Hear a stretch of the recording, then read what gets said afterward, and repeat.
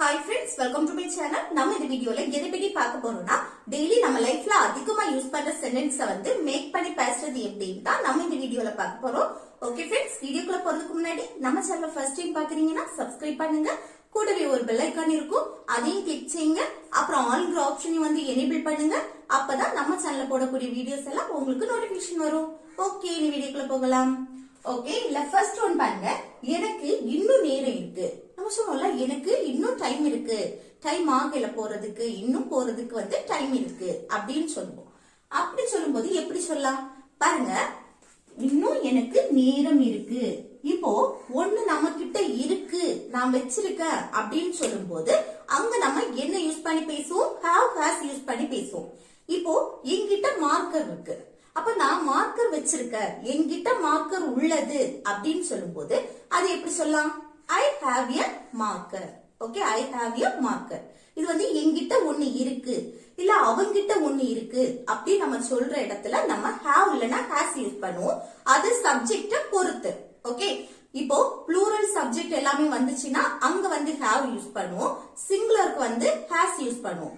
அதே இது subject I வந்தாலும் நம்ம have தான் யூஸ் பண்ணுவோம். ஓகே, நல்லா ஞாபகம் வச்சுக்கோங்க. I, you, we, they அடுத்து ப்ளூரல் நவுன்ஸ் வரும்போது என்ன யூஸ் பண்ணுவோம்? have யூஸ் பண்ணுவோம். அதே போல சப்ஜெக்ட் he, she, it அடுத்து சிங்குலர் நவுன் ஒண்ணே ஒண்ண நம்ம மென்ஷன் பண்றோம் அப்படின்னா அங்க has யூஸ் பண்ணுவோம். ஓகே, நல்லா ஞாபகம் வச்சுக்கோங்க. அப்போ எனக்கு இன்னும் நேரம் இருக்கு அப்படின்னு சொல்ற இடத்துல எனக்கு இன்னும் டைம் இருக்கு, இல்ல டைம் இல்ல அப்படி நம்ம நெகட்டிவா பேசுவோம். அப்ப எல்லாமே நம்ம என்ன have has யூஸ் பண்ணி தான் நம்ம பேசுவோம். ஓகே, இப்ப பாருங்க, இது எப்படி சொல்லலாம்? எனக்கு ஃபர்ஸ்ட் சப்ஜெக்ட் I. ஓகே, அடுத்து என்ன? இந்த இன்னும் அப்படின்னு வருதுல்ல, எனக்கு இன்னும் நேரம் இருக்கு, அந்த இன்னும் அப்படின்னா ஸ்டில், அது வந்து சப்ஜெக்ட்டுக்கு அடுத்து போடணும். ஓகே, அடுத்து என்ன வரணும்னா அந்த எனக்கு இன்னும் நேரம் இருக்கு, அந்த இருக்கு, என்கிட்ட ஒரு பொருள் இருக்கு, என்கிட்ட ஒரு பொருள் உள்ளது, நான் வச்சிருக்கேன் அப்படி சொல்லுவோம்ல, அதுக்கு தான் நம்ம வந்து have யூஸ் பண்ணுவோம். ஓகே, அதே போல எனக்கு இன்னும் டைம் இருக்கு அப்படின்னு சொல்லும் போது அந்த இருக்கு அதுக்கு have இல்லனா has. இங்க சப்ஜெக்ட் I வந்திருக்கனால இங்க have யூஸ் பண்றோம். ஓகே, அடுத்து என்ன? நேரம், அதுக்கு டைம். ஓகே, எனக்கு இன்னும் நேரம் இருக்கு அப்படின்னு சொல்லும்போது I still have time. I still have time. Okay, இது அவனுக்கு இன்னும் நேரம் இருக்கு, அவனுக்கு போறதுக்கு இன்னும் நேரம் இருக்கு, இன்னும் டைம் இருக்கு அப்படின்னு சொல்லுவோம்ல, அது எப்படி சொல்லலாம் பாருங்க. சப்ஜெக்ட் அவனுக்குன்னு வந்திருக்கு, அவனுக்குன்னா he. ஓகே, அவன்னா he, அவனுக்கு he. அடுத்து என்ன? இன்னும், சப்ஜெக்ட்டுக்கு அடுத்து போடுவோம் still. ஓகே, அடுத்து என்ன? நேரம் இருக்கு, அதுக்கு have வருமா has வருமா? இங்க has தான் வரும். Okay, subject he, she, it singular noun வரும்போது இங்க has யூஸ் பண்ணுவோம். அடுத்து நேரம், அதுக்கு டைம். ஓகே, அப்போ அவனுக்கு இன்னும் நேரம் இருக்கு அப்படின்னு சொல்லும்போது he still has time. He still has time. இது ஒரு நேம் மென்ஷன் பண்றோம். இப்போ மீராவுக்கு இன்னும் நேரம் இருக்கு, மீராவுக்கு இன்னும் கிளம்புறதுக்கு டைம் இருக்கு அப்படின்னு சொல்லும்போது Meera still has time. Okay, Meera singular, ஒருத்தங்களை தான் நம்ம மென்ஷன் பண்றோம். ஓகே, அப்போ ஒருத்தங்களை மென்ஷன் பண்றதுனால இங்க has வரும். Meera still has time. Next பாருங்க, அது அங்கேயே இருக்கட்டும், அதை எடுக்காத. நம்ம சொல்லுவோம்ல, இப்ப பிள்ளைங்க கிட்ட எல்லாம் சொல்லுவோம் தானே, அது அங்கேயே இருக்கட்டும், அதை எடுக்காத அப்படின்னு சொல்லுவோமா? அது எப்படி சொல்றது பாருங்க. அது அங்கேயே இருக்கட்டும், இது ஒரு செட். அடுத்து அது எடுக்காத அடுத்த இது. அப்ப இத ஃபர்ஸ்ட் எடுக்கலாம். அது அங்கேயே இருக்கட்டும். அந்த லாஸ்ட் அந்த பாருங்க டும் அப்படின்னு வந்திருக்கு, அதுக்கு நம்ம லெட் யூஸ் பண்ணுவோம். ஓகே, அந்த டும் இருக்கட்டும், வைக்கட்டும், சாப்பிடட்டும், தூங்கட்டும், அந்த டும் அதுக்கு லெட். ஓகே, அடுத்து அதுனா இட் இல்லனா that யூஸ் பண்ணிக்கலாம். ஓகே, அடுத்து அது அங்கே இருக்கட்டும், இருக்கு டி, அங்கே that. ஓகே, அப்ப அது அங்கே இருக்கட்டும் அப்படின்னா let it be there. Let it be there. அடுத்து அதை எடுக்காத, நம்ம சொல்லுவோம்ல அதை எடுக்காத அப்படின்னு, அப்ப எடுக்காதே அப்படின்னா don't take. don't take. அதை அப்படின்னா it இல்லனா thatன்னு சொல்லலாம். ஓகே, அப்ப அது அங்கேயே இருக்கட்டும், அதை எடுக்காத அப்படின்னா let it be there, don't take it. Okay, let it be there, don't take it. அடுத்து நெக்ஸ்ட் பாருங்க, நீங்க எவ்வளவு தூரம் போனீங்க, நீங்க வந்து எவ்வளவு தூரம் போயிட்டீங்க அப்படின்னு சொல்லிட்டு கேக்குறோம். அப்ப அந்த போனீங்க பாஸ்ட மெயின் பண்ணி கேக்குறோம் தானே, நீங்க எவ்வளவு தூரம் இது வரைக்கும் போனீங்க அப்படின்னு கேக்குறது. அப்ப இது எப்படி எழுதலாம்? Past tense, simple past tense படி எழுதுறோம். அப்ப கொஸ்டினா கேட்கும் போது பாருங்க, எவ்வளவு தூரம் WH கொஸ்டின் வந்துருக்குனால அதை ஃபர்ஸ்ட் எழுதணும். அந்த எவ்வளவு தூரம் அப்படின்னா how far, அதை சேர்த்து எழுதணும். ஓகே, how far, எவ்வளவு தூரம். ஓகே, அடுத்து என்னன்னா சிம்பிள் பாஸ்ட் டென்ஸ் படி என்ன சேர்ப்போம்? did சேர்ப்போம். அது அதுக்கு அடுத்து did. அடுத்து சப்ஜெக்ட், சப்ஜெக்ட் எது? நீங்க, நீங்கன்னா you. அடுத்து verb எழுதணும். verb எது? போனீங்க. அப்ப போகக்கூடிய செயல் நடக்கு. போறதுக்கு இங்கிலீஷ்ல go. ஓகே, அப்போ நீங்க எவ்வளவு தூரம் போனீங்க அப்படின்னா how far did you go? how far did you go? அடுத்து நெக்ஸ்ட் பாருங்க, நான் இன்றிரவு இத பத்தி என் அப்பா அம்மா கிட்ட பேசுறேன். இன்னைக்கு நைட்டு நான் இத பத்தி என் அப்பா அம்மா கிட்ட பேசுவேன் அப்படின்னு சொல்றேன். ஓகே, இது வந்து எனக்கு இன்னைக்கு இரவு ஃபியூச்சரை மெயின் பண்ணி தான் நம்ம சொல்றோம். ஓகே, அப்ப பாருங்க, நான் இன்னைக்கு நைட்டு இத பத்தி என் அப்பா அம்மா கிட்ட பேசுறேன் அப்படின்னு சொல்லும் போது பேசுறேன் ஃபியூச்சரை மெயின் பண்ணி நம்ம பேச்சு வாக்குல அப்படிதான் சொல்லுவோம் தானே. இன்னைக்கு நைட்டு நான் இத பத்தி என் அப்பா அம்மா கிட்ட பேசுறேன் அப்படின்னு தான் சொல்லுவோம் தானே. அப்போ ஃபியூச்சரை மெயின் பண்ணி நம்ம பேசும்போது அங்க என்ன சிம்பிள் ஃபியூச்சர் டென்ஸ் படி will சேர்ப்போம். பாருங்க, ஃபர்ஸ்ட் சப்ஜெக்ட் நான், நான்னா I. அடுத்து என்ன சேர்க்கணும்? சப்ஜெக்ட்டுக்கு அடுத்து will, ஃபியூச்சரை மெயின் பண்றதுனால will. அதுக்கு அடுத்து verb எழுதணும். இல்ல verb எது? நான் இன்றிரவு இதை பத்தி அப்பா அம்மா கிட்ட பேசுற, பேசக்கூடிய செயல். பேசுறதுக்கு இங்கிலீஷ்ல talk. Okay, talk. யார்கிட்ட பேசுற? ஏன் அப்பா அம்மா கிட்ட. அப்போ நம்ம வந்து பேசுறோம், அது யார்கிட்ட பேசுறோமோ அவங்கள மென்ஷன் பண்றதுக்கு முன்னாடி to யூஸ் பண்ணணும். ஓகே, டுக்கு அடுத்துதான் நம்ம யார்கிட்ட பேசுறோம்? ஏன் அப்பா அம்மா, my parents. அப்பா அம்மான்னு சேர்த்து அப்படி சொல்லும் போது அது parents சொல்லும். Okay, my parents. ஓகே, ஏன் அப்பா அம்மா அப்படின்னு சொல்லும் போது my parents.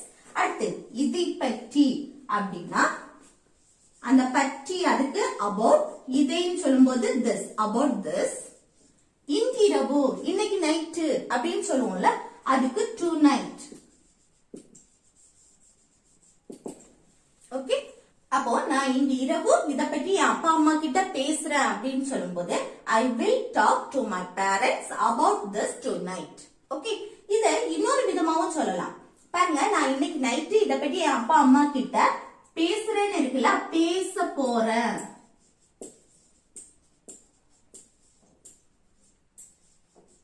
ஓகே, பேச போறேன், ஒரு செயலை செய்ய போறேன் அப்படின்னு சொல்ற இடத்துல, ஓகே, பேச போறேன் அப்படின்னு சொல்றோம்னா ஒரு செயலை செய்ய போறோம் அப்படின்னா இது எப்படி எழுதலாம்? பாருங்க, ஃபர்ஸ்ட் சப்ஜெக்ட் I. ஐக்கு அடுத்து என்ன யூஸ் பண்ணணும்னா am. I வந்தாலே be verb am வரும். அதுக்கு அடுத்து என்னன்னா பேச போறேன், ஒரு செயலை செய்ய போறேன், அந்த போறேன் அதுக்கு going to. Okay, going to use பண்ணி நம்ம பேசுவோம். ஒரு செயலை செய்ய போறேன் அப்படின்னு அந்த going toக்கு முன்னாடி be verb சேர்க்கணும். அது சப்ஜெக்ட பொறுத்து. இங்க I வந்திருக்கனால இங்க am சேர்க்கிறோம். Okay, I am going to. அடுத்ததான் என்னது? verb. இனி இது அப்படியே எழுதிடலாம். talk. அடுத்து யார்கிட்ட பேசுறேன்? to my parents. அடுத்து about this.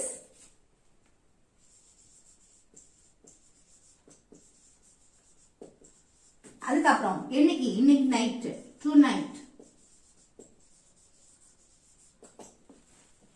ஓகே, அப்போ இங்க எப்படி எழுதலாம்? ஒரு செயலை செய்ய போற அப்படின்னு மீன் பண்ணி சொல்லும் போது, ஓகே, பேச போற, நான் அங்க தூங்க போறேன், நான் சமைக்க போறேன், இப்படி சொல்லும் போது ஃபியூச்சரை மெயின் பண்ணி தான் சொல்லுவோம்.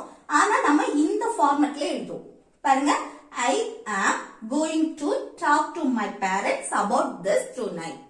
ஓகே, அல்லாம நம்ம ஃபியூச்சரை மெயின் பண்ணியும் இப்படியும் பேசலாம். ஓகே, அல்ல அம்மா கிட்ட பேசுவேன் அப்படின்னு சொல்லும் போது இந்த ஃபார்மட். இனி பேச போற அப்படி சொல்லும் போது, ஒரு செயலை செய்ய போற அப்படி அந்த அர்த்தத்துல சொல்லும் போது நம்ம இப்படி சொல்லலாம். ஓகே, நெக்ஸ்ட் பாருங்க, இது அடிக்கடி நடக்குதா? நம்ம கேட்போம்ல, ஏதாவது ஒண்ணு நடக்கும் போது இது அடிக்கடி நடக்குதா அப்படின்னு கேட்போமா? அப்போ இது அடிக்கடி நடக்குதா, நடக்குமான்னு கேட்கும் போது எப்படி கேட்கலாம் பாருங்க. அடிக்கடி ஒரு செயல் வந்து அடிக்கடி நடக்குதா, இல்ல வழக்கமா நடக்குதா, டெய்லி நடக்குதா அப்படின்னு கேட்கும் போது அத வந்து சிம்பிள் பிரசன்ட் டென்ஸ்ல நம்ம கேட்கலாம். அப்ப சிம்பிள் பிரசன்ட் படி நம்ம கொஸ்டின் கேட்கும் போது டூ இல்லனா டஸ் யூஸ் பண்ணி கேட்போம். அது சப்ஜெக்ட பொறுத்து. இங்க சப்ஜெக்ட் என்ன வந்திருக்குன்னு பாருங்க, இது. இதுனா ஒன்னதான் நம்ம மென்ஷன் பண்ணி பேசுறோம். இதுனா சப்ஜெக்ட் என்ன, திஸ். அப்போ திஸ் ஒன்னதான் நம்ம மென்ஷன் பண்றோம். சோ இங்க என்ன யூஸ் பண்ணணும், டஸ். ஓகே, டஸ்ங்கிறது சிங்குலர் நவுன். அதாவது சப்ஜெக்ட் வந்து சிங்குலரா இருந்துச்சு அப்படின்னா நம்ம டஸ் யூஸ் பண்ணுவோம். Does, this. அடுத்து சப்ஜெக்ட்டுக்கு அடுத்து என்ன வரணும், வெர்ப். நடக்குதா, அப்போ ஹேப்பன். ஓகே, நடக்குதா, நடக்கிறதுக்கு ஹேப்பன். அடுத்து எப்படி நடக்குதா, அடிக்கடி, ஆஃபன். அடிக்கடிக்கு ஆஃபன். அப்போ இது அடிக்கடி நடக்குதா அப்படின்னா does this happen often, does this happen often. Okay, next பாருங்க, அவர் திடீரென்று கீழே விழுந்தார். நம்ம சொல்லுவோம்ல, அவர் திடீர்னு கீழே விழுந்துட்டாரு அப்படின்னு சொல்லுமா? அது எப்படி சொல்லலாம் பாருங்க, அவர் திடீர்னு கீழே விழுந்தார், கீழே விழுந்துட்டாரு அப்படின்னு சொல்லுவோம். அப்ப இது என்ன, பாஸ்ட் டென்ஸ்ல இருக்கு. ஓகே, ஆல்ரெடி நடந்து முடிஞ்சிருச்சு. அப்ப சிம்பிள் பாஸ்ட் டென்ஸ் படி எப்படி எழுதணும், ஃபர்ஸ்ட் சப்ஜெக்ட் அவர், அவர்னா he. அடுத்து என்ன எழுதணும், வெர்ப். அந்த வெர்ப் வந்து என்ன ஃபார்ம்ல இருக்கும், பாஸ்ட் ஃபார்ம்ல இருக்கும். அப்போ கீழே விழுந்தார். அந்த கீழே விழுறதுக்கு இங்கிலீஷ்ல என்னது, விழுறதுக்கு ஃபால். அதோட பாஸ்ட் ஃபார்ம் வந்து fell. ஓகே, he fell, கீழே அதுக்கு down. ஓகே, ஃபால்ங்கிறது அது கீழே விழுறதுக்கு, அதோட பாஸ்ட் ஃபார்ம் தான் என்னது, fell. ஓகே, அடுத்து திடீரென்று, suddenly. ஓகே, அவர் திடீரென்று கீழே விழுந்தார் அப்படின்னா he fell down suddenly, he fell down suddenly. இதையே நம்ம மாத்தி எழுதலாம், he suddenly fell down இப்படியும் சொல்லலாம், he suddenly fell down. Okay, next, மாமா திடீரென்று கிளம்பினார். நம்ம சொல்லுவோம்ல, மாமா வந்து திடீர்னு கிளம்பிட்டாரு அப்படின்னு சொல்லுமா? அப்ப பாருங்க, கிளம்பிட்டார், கிளம்பினார் எல்லாமே ஒண்ணுதான். அது வந்து பாஸ்ட் ஃபார்ம்ல இருக்கு. ஓகே, அப்ப சிம்பிள் பாஸ்ட் டென்ஸ் படி எப்படி எழுதணும், ஃபர்ஸ்ட் மாமா, மாமானா அங்கிள். சப்ஜெக்டா என்னது வந்திருக்கு, அங்கிள். அடுத்து என்னது, வெர்ப் எழுதணும், கிளம்பினார். கிளம்புறதுக்கு இங்கிலீஷ்ல லீவ். அதோட past form left. Okay, V2 form. அடுத்து திடீரென்று, suddenly. ஓகே, அப்போ மாமா வந்து திடீர்னு கிளம்பினார் அப்படின்னு சொல்லும்போது uncle left suddenly, uncle left suddenly. மாமா திடீர்னு கிளம்பிட்டாரு. நெக்ஸ்ட் பாருங்க, அவன் என்னை விட சின்னவன். நம்ம சொல்லுவோம்ல, அவன் வந்து என்னை விட சின்ன பையன் அப்படின்னு சொல்லுவோமா? அது எப்படி சொல்லலாம் பாருங்க. இப்ப வந்து என்னை விட சின்னவன், என்னை விட பெரியவன் இப்படி வந்து நம்ம சொல்லும் போது அது அவங்களுடைய நிலையை சொல்றோம். அவங்க எந்த பொசிஷன்ல எப்படி இருக்காங்க அப்படின்னு சொல்லிட்டு, எந்த நிலையில இருக்காங்கன்னு அப்படி சொல்லும் போது இங்க என்னது, பி வர்ப் தான் யூஸ் பண்ணுவோம், மெயின் வர்ப் யூஸ் பண்ண மாட்டோம். அந்த மெயின் வர்புக்கு பதில் பி வர்ப் வரும். இது எப்படின்னு பாருங்க, ஃபர்ஸ்ட் சப்ஜெக்ட் அவன், அவன்னா he. அடுத்து என்னது, மெயின் வர்புக்கு பதில் பி வர்ப் யூஸ் பண்ணுவோம், is. he வந்தாலே இங்க is தான் வரும். Okay, he is. அடுத்து என்னை விட சின்னவன் அப்படின்னா எங்க, எங்க. அடுத்து என்னை விட than me. Okay, than me, என்னை விட. அப்ப அவன் என்னை விட சின்னவன் அப்படின்னா he is younger than me, he is younger than me. Okay, அடுத்து நெக்ஸ்ட் பாருங்க, மீரா வந்து என்னை விட பெரியவங்க. நம்ம சொல்லுவோம்ல, மீரா வந்து என்னை விட வயசுல பெரியவங்க அப்படின்னு. அது எப்படி சொல்றது பாருங்க. மீரா ஃபர்ஸ்ட் சப்ஜெக்ட் என்ன மீரா. அடுத்து இங்க வந்து பி வெர்ப் தான் யூஸ் பண்ணணும். இப்போ சப்ஜெக்ட் வந்து சிங்குலரா வந்தா இங்க இஸ் யூஸ் பண்ணுவோம். மீரா இஸ். அடுத்து என்னை விட பெரியவங்க அப்படின்னு சொல்றோம். பெரியவங்களுக்கு ஓல்டர் ஓல்டர். அடுத்து என்னை விட than me. அப்போ மீரா என்னை விட பெரியவங்கன்னு சொல்லும்போது Meera is older than me. Meera is older than me. Next அவ என் தங்கச்சி. நம்ம சொல்லுவோம்ல அவ வந்து என்னுடைய தங்கச்சி அப்படின்னு.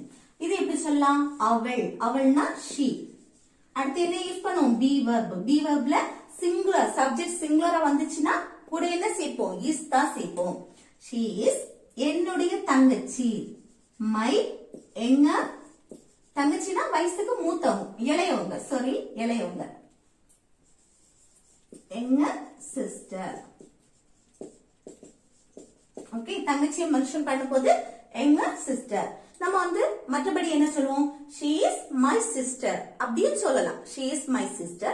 இதே இது வயசுல இளையவங்க அப்படின்னு சொல்லிட்டு சுட்டி காட்டி பேசும்போது she is my younger sister. Okay அடுத்து நெக்ஸ்ட் பாருங்க அவன் ஏன் அண்ணன். அவன் ஏன் அண்ணன். அண்ணனா வயசுக்கு மூத்தவங்கள நம்ம மென்ஷன் பண்றது. அப்ப எப்படி சொல்லலாம் he is my. அடுத்து அண்ணனை மென்ஷன் பண்ணும்போது இங்க வந்து ஓல்டர் பெரியவங்களை நம்ம மென்ஷன் பண்ணும்போது ஆல்ரெடி பார்த்தோம் ஓல்டர்னு சொல்லணும். இங்க வந்து ஓல்டர் வருமா இல்ல எல்டர் வருமா. இங்க எல்டர் தான் வரும். Elder brother.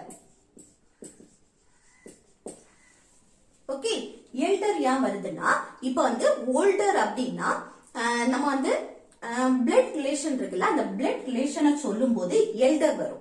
ஓகே பிளட் ரிலேஷன்ல நம்ம வந்து வயசுக்கு இவங்க என் அண்ணன் இவங்க என் அக்கா இப்படி வந்து வயசுக்கு மூத்தவங்கள நம்ம மென்ஷன் பண்ணும்போது எல்டர் யூஸ் பண்ணுவோம். ஓல்டர் வந்து பிளட் ரிலேஷன் இல்லாம மற்றவங்கள நம்ம மென்ஷன் பண்ணும்போது அவங்க வயசுக்கு மூத்தவங்கள நம்ம மென்ஷன் பண்ணி சொல்லும் போது அங்க வந்து ஓல்டர் யூஸ் பண்ணுவோம். ஓகே பிளட் ரிலேஷன் அப்படின்னா எல்டர். பிளட் ரிலேஷன் இல்ல அப்படின்னா ஓல்டர்.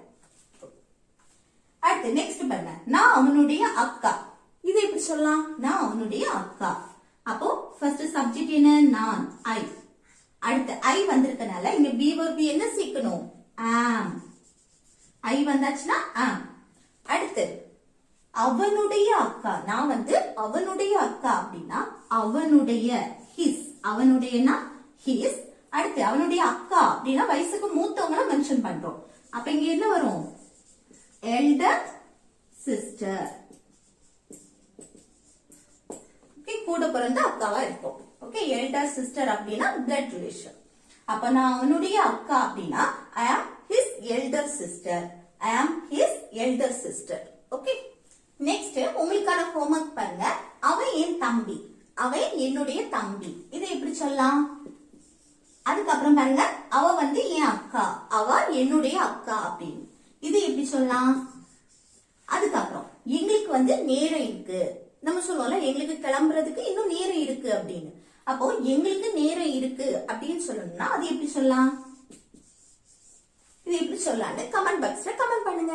ஓகே ஃப்ரெண்ட்ஸ் இந்த வீடியோ உங்களுக்கு யூஸ்ஃபுல்லா இருக்கும்னு நினைக்கிறேன். யூஸ்ஃபுல்லா இருந்துச்சுன்னா இந்த வீடியோக்கு லைக் பண்ணுங்க. உங்க ஃப்ரெண்ட்ஸ்க்கு ஷேர் பண்ணுங்க. Okay thank you.